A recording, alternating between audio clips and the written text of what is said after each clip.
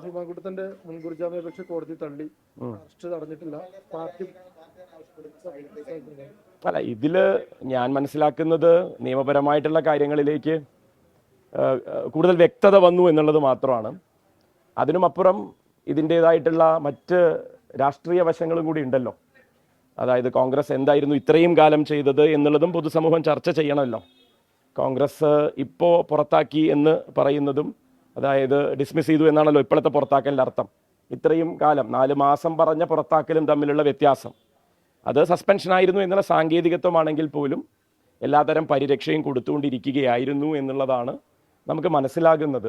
സ്വാഭാവികമായിട്ടും രാഹുൽ മാങ്കൂട്ടത്തിൽ എന്ന് പറയുന്ന ഈ വ്യക്തിയെ സംബന്ധിച്ചിടത്തോളം പാർട്ടി കൈവിട്ടിരിക്കുന്നു എന്നുള്ള സന്ദേശം പൊതുസമൂഹത്തിൻ്റെ മുന്നിലേക്ക് ആ കോൺഗ്രസിൻ്റെ നേതാക്കൾ വെച്ച് നീട്ടുന്നുണ്ടെങ്കിലും ഇതിൽ ആരൊക്കെയാണ് കൈവിട്ടിരിക്കുന്നത്, ആരൊക്കെയാണ് കൈ ഇപ്പോഴും പിടിച്ചുകൊണ്ടിരിക്കുന്നത് എന്ന് കോൾ റെക്കോർഡ്സ് പരിശോധിക്കണം. അത് നേരിട്ടുള്ള കോൾ ഇടപാടുകൾ മാത്രമല്ല, അല്ലാത്ത തരം കോൾ റെക്കോർഡ്സുകൾ പരിശോധിക്കപ്പെടും. സ്വാഭാവികമായിട്ട് ഒരു പ്രതി എന്നുള്ള രീതിയിൽ അറസ്റ്റ് ചെയ്യപ്പെട്ടാൽ അയാളുടെ എല്ലാ ഡീറ്റെയിൽസും, അയാൾ ഉപയോഗിച്ചിരുന്ന ഡിവൈസ്, അയാളുടെ നേരത്തെ സൂചിപ്പിച്ച പോലെ ലൊക്കേഷൻ ഹിസ്റ്ററി, കോൺടാക്ട് ഹിസ്റ്ററി, അയാളുടെ കൂടെ ഇവരുടെ കോൺടാക്ട് ഹിസ്റ്ററി, ആ കോൺടാക്ട് ഹിസ്റ്ററിയിൽ നിന്ന് അവർ ആരെയൊക്കെയാണ് ബന്ധപ്പെട്ടത് എന്നുള്ളതും, അതും നേരിട്ട് തന്നെ ആകണമെന്നില്ല.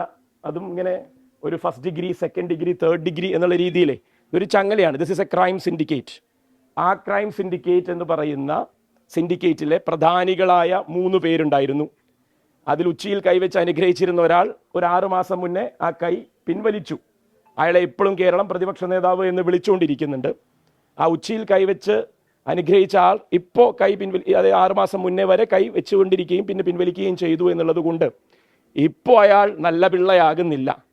കോൺഗ്രസ്സുകാരനെ കേക്കച്ചൻ എന്ന് വിളിക്കുന്ന ആ പിള്ളേച്ചൻ ഈ ക്രൈം സിൻഡിക്കേറ്റിൽ ചെയ്തത് എന്തൊക്കെയാണ് എന്ന് പൊതുസമൂഹം ഇപ്പം എല്ലാവരും ഈ ഒരു വിഷയത്തിൻ്റെ മെറിറ്റിൽ മാത്രമാണ് ഊന്നി നിന്ന് സംസാരിക്കുന്നത്. ഇതിനപ്പുറം ഇതിന് മെറിറ്റ് ഉണ്ട് എന്നുള്ളതും ഇതിന് പല തലങ്ങളുണ്ടെന്നും ആ ലെയറുകൾ ഓരോന്നായും നമുക്ക് അനാവരണം ചെയ്യാനുണ്ട് എന്നുള്ളതുമാണ് ഈ അവസരത്തിലും എനിക്ക് പറയാനുള്ളത്. കാരണം ഞാൻ ഏകദേശം 12 മാസം മുന്നേ പറഞ്ഞു തുടങ്ങിയതും ഇത് മാത്രമാണ്. ആ നേരത്തെ സൂചിപ്പിച്ച ആ ക്രൈം സിൻഡിക്കേറ്റിലെ 3 ഒരാൾ വീണിരിക്കുന്നു എന്നുള്ളത് മാത്രമാണ്. വീണതാണോ, വീഴ്ത്തിയതാണോ, അതോ വീണതായി അഭിനയിക്കാൻ കൊടുത്തിരിക്കുന്ന നിർദ്ദേശങ്ങളാണോ നമുക്കറിയില്ല. Only time will tell. അപ്പോൾ അതിലൊരാൾ വീണിരിക്കുന്നു. രണ്ടാമത്തെ ആൾ ഞാൻ ഈ നേരത്തെ സൂചിപ്പിച്ച പോലെ ഇപ്പോഴും പ്രതിപക്ഷ നേതാവായി തുടരുന്ന ആ ക്രൈം സിൻഡിക്കേറ്റിലെ പ്രധാനിയാണ്.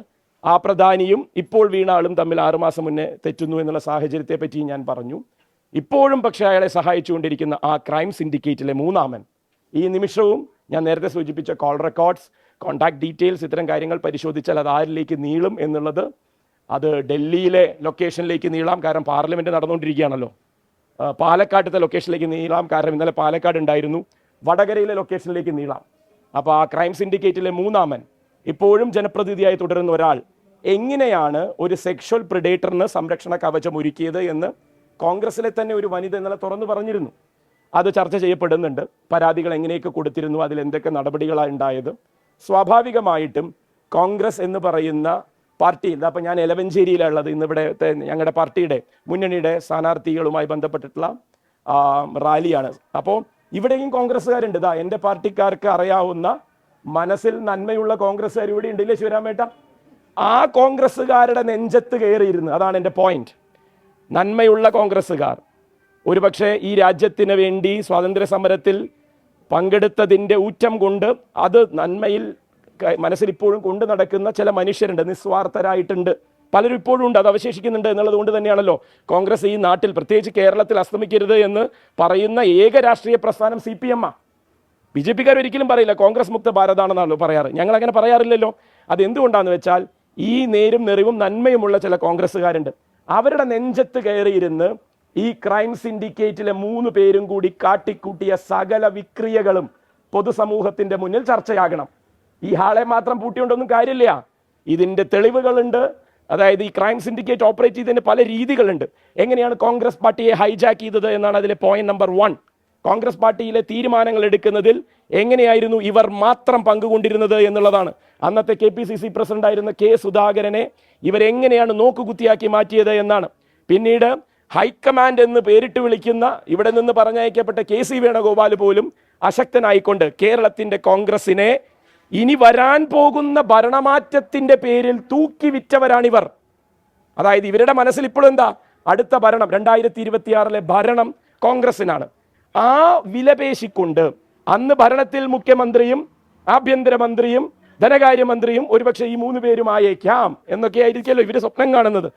ആ സ്വപ്നത്തിന്റെ പേരിൽ കേരളത്തിലെ മനുഷ്യരുടെ തല എണ്ണി കണക്ക് പറഞ്ഞ് ഇവർ വാങ്ങിയത് എന്തൊക്കെയാണ്, ഇവരാരിൽ നിന്നൊക്കെയാണ് പണം പറ്റിയിരിക്കുന്നത്, ഇവരുടെ ഭയം എന്തായിരുന്നു എന്നുള്ളതും കൂടി അതുകൊണ്ട് തന്നെ നമ്മൾ മനസ്സിലാക്കണം. ഒരുപക്ഷെ 2026 അധികാര യാത്രക്കിടയിൽ തങ്ങളിൽ ആരെങ്കിലും വീണു പോയാൽ, അത് എത്ര വലിയ കുറ്റം ചെയ്തവനാണെങ്കിലും അവരിൽ ആരെങ്കിലും വീണു പോയാൽ ജനം നമ്മളെ പൂർണ്ണമായും കൈയൊഴിയും.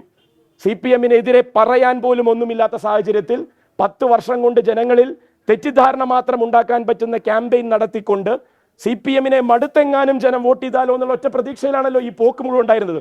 ആ പോക്കിനിടയിൽ CPM എല്ലാ നല്ലതും ചെയ്ത് ജനങ്ങളെ ചേർത്ത് പിടിക്കുമ്പോൾ അവനവന്റെ പുഴുക്കുത്തുകളിൽ ഒന്ന് വീണു പോയാൽ ഇവര് തലയെണ്ണി പറഞ്ഞ് കാശ് വാങ്ങിയ 2026 ഭരണത്തിന്റെ പേരിൽ ഇവിടുത്തെ മാഫിയകളിൽ നിന്ന്, ഞാൻ വെറുതെയല്ല പൊളിറ്റിക്കൽ ക്രൈം സിൻഡിക്കേറ്റ് എന്ന് ഷാഫി പറമ്പിലിനെയും VD സതീശിനെയും രാഹുൽ മാങ്കൂട്ടത്തിനെയും വിളിച്ചത്, ഇവർ നടത്തിയ ഹവാല ഇടപാടുകൾ, ഇവർ നടത്തിയ റിവേഴ്സ് ഹവാല ഇടപാടുകൾ, ഇവർ നടത്തിയ മറ്റ് ധനകാര്യ ഇടപെടലുകൾ, ഇതൊക്കെ ഈ കേസിന്റെ മെറിറ്റിൽ നമുക്ക് ചർച്ച ചെയ്യാൻ പറ്റില്ലെങ്കിലും ഇതൊക്കെ പുറം ലോകത്തിലേക്ക് ചർച്ചയിലേക്ക് വരും.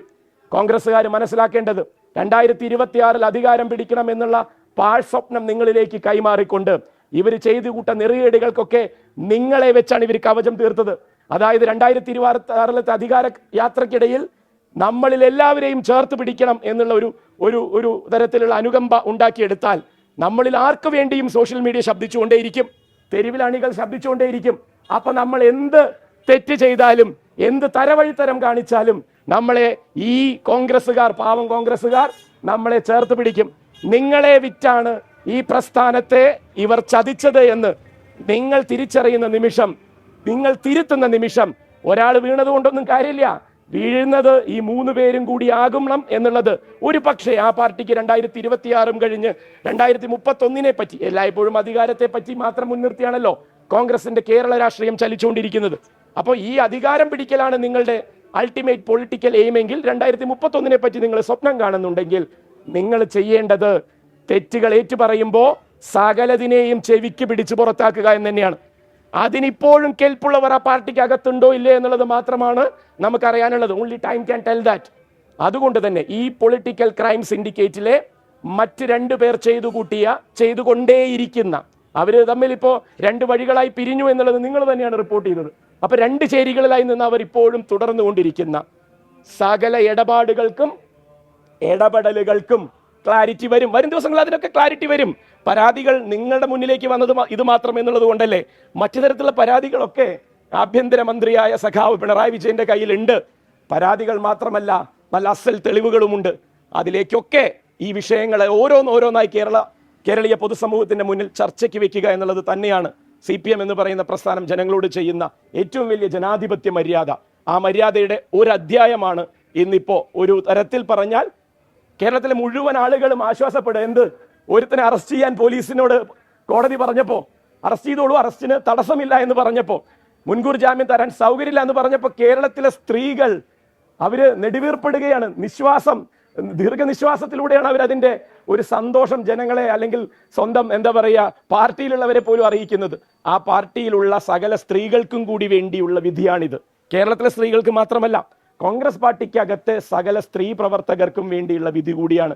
നിങ്ങൾ ഇനിയും നിങ്ങളിലെ തെറ്റുകളെ തിരിച്ചറിഞ്ഞില്ലെങ്കിൽ, പുഴുക്കുത്തുകളെ കണ്ടെത്തി തിരുത്തിയില്ലെങ്കിൽ, ഒരു പക്ഷേ കേരളത്തിൽ കോൺഗ്രസ് ഉണ്ടായിരുന്നു എന്ന് മാത്രം പറയേണ്ട രീതിയിലേക്ക് അത് എന്നേക്കുമായി അസ്തമിച്ചു പോകും എന്നുള്ളതിന്റെ സൂചന ഇനിയും നിങ്ങൾ പഠിച്ചില്ല എങ്കിൽ അപകടം തന്നെയാണ് എന്നുള്ളതാണ് ഈ അവസരത്തിൽ അതിനെപ്പറ്റി പറയാനുള്ളത്.